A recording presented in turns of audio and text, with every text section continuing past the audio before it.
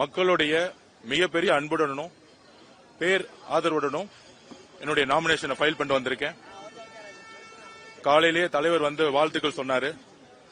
அண்ணன் ஆனந்தண்ணன் அவர்கள், நம்ம ஜெயசெடி அண்ணன், கட்சியில் இருக்கக்கூடிய முக்கிய நிர்வாகிகள், தமிழ்நாடு முழுவதும் எல்லா அழைப்புகளும் வந்துச்சு. அவங்களுக்கு இன்னும் நன்றியை தெரிவித்து, இங்க இருக்கக்கூடிய வில்லிவாக்கம் தொகுதியில கடந்த 10 வருஷத்துக்கு மேல யார் யாரெல்லாம் தேர்ந்தெடுக்கப்பட்டாங்களோ, முக்கியமா திமுக தேர்ந்தெடுக்கப்பட்ட பிறகு வில்லிவாக்கம் தொகுதியில ஒரு எம்எல்ஏ ஆபீஸ் கூட கிடையாது. நான் முத நாள் இங்க ஒரு 6 மாசமா இங்க வந்து இங்க இருக்கக்கூடிய பிரச்சனைகளை வந்து நான் வந்து என்னுடைய பயணத்துல பார்க்கும் பொழுது ஒரு சட்டமன்ற அலுவலகம் கூட இல்லாம, பக்கத்துல தான் கொளத்தூர் இருக்கு, பக்கத்துல தான் அமைச்சர்களுடைய தொகுதி இருக்கு.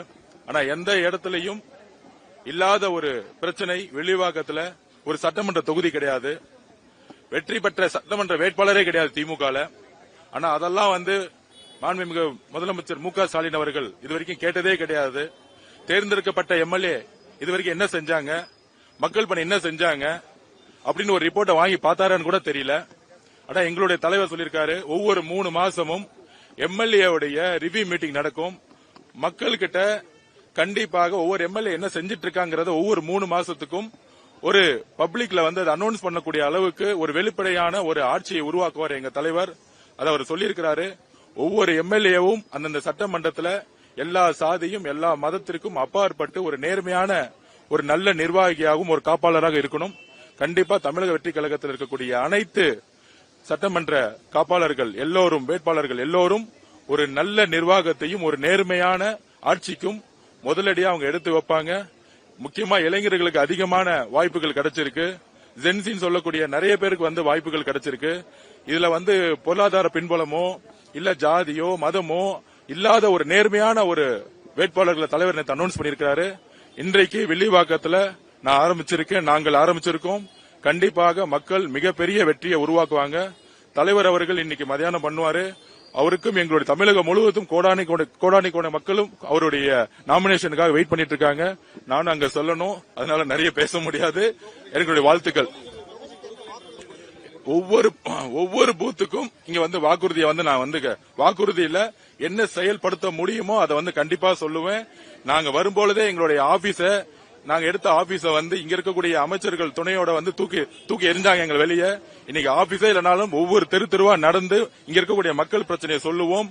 வில்லிவாக்கத்தை ஒரு மிகப்பெரிய அளவுல ஒரு முன்னேற்றமான தொகுதியா மாற்றக்கூடிய ஒரு சக்தி எங்க கிட்ட இருக்கு. அதுல உண்மையா நாங்க பணி செய்வோம். தேங்க்யூ. கண்டிப்பாக இப்ப அவர் பேரை சொல்ல நான் விரும்பல. ஒரு நிர்வாகி, சென்னை நிர்வாகியா போட்டவர் வந்து ஆப்ல ரிஜிஸ்ட்ரேஷன் பண்ணலன்னு சொல்லிட்டு ஒரு பொய் சொன்னாரு.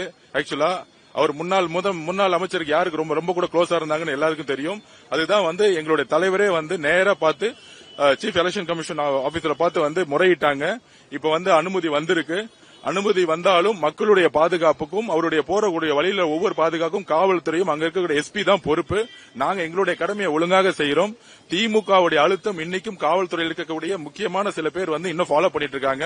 தமிழகத்துல பொதுவா வந்து எலெக்ஷன் கமிஷன் வந்த உடனே எல்லா ஆபீசர்ஸையும் வந்து பொதுவாவே ஒரு டிரான்ஸ்பர் பண்ணுவோம், ரொட்டேஷன் மட்டும் டிரான்ஸ்பர் பண்ணுவாங்க. அதையும் நாங்க ரிக்வஸ்ட் வச்சிருக்கோம், ஆபீசர்ஸ் வந்து சுழற்சி முறையில வந்து டிரான்ஸ்பர் பண்ணணும் அப்படின்னு. கண்டிப்பா தேர்தல் கமிஷன் பரிசீலிக்க நான் நம்புறேன். அதுக்காக நாங்க வெயிட் பண்ணிட்டு இருக்கோம். தேங்க்யூ.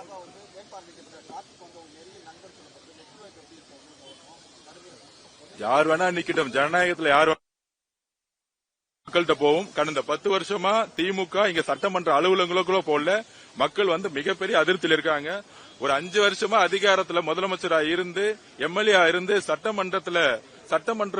சட்டமன்ற அலுவலகம் கூட இல்லாம அந்த சட்டமன்ற உறுப்பினர் 5 வருஷமா எந்த தெருக்கும் வரல, எந்த பிரச்சனைக்கும் வராத போது புதுசா வந்து திருப்பியும் திமுக காரங்க செய்வாங்கன்னு மக்கள் எந்த இடத்துல நம்புவாங்க? அதை வந்து ஏதோ பணப்பழத்தை வச்சுக்கிட்டு இங்க வந்து 50-100 கோடி செலவு பண்ணி ஜெயிக்கலாம் நினைக்கிறாங்க. மக்கள் அதை தூக்கி எறிவாங்க. ஜனநாயகம் வெல்லும். நன்றி.